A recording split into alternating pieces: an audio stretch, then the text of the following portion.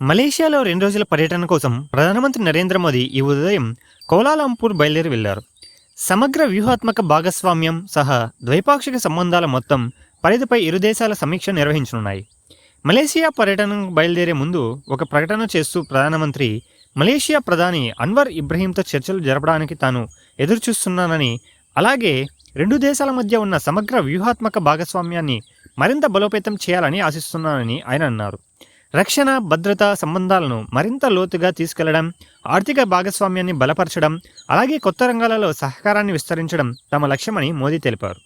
Bharat, Malaysia మధ్య ఉన్న చారిత్రక సంబంధాలు ఇటీవలి సంవత్సరాల్లో దృఢమైన పురోగతిని సాధించాయని ఆయన గుర్తు చేశారు.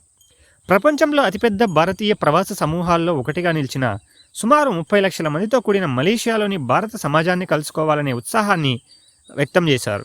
మలేషియా అభివృద్ధికి వారు అందిస్తున్న విశేష సహకారం, అలాగే రెండు దేశాల మధ్య వారధిలా వారు పోషిస్తున్న పాత్ర ఈ రెండు దేశాల మధ్య చారిత్రక స్నేహాన్ని బలమైన పునాదిని అందిస్తున్నాయని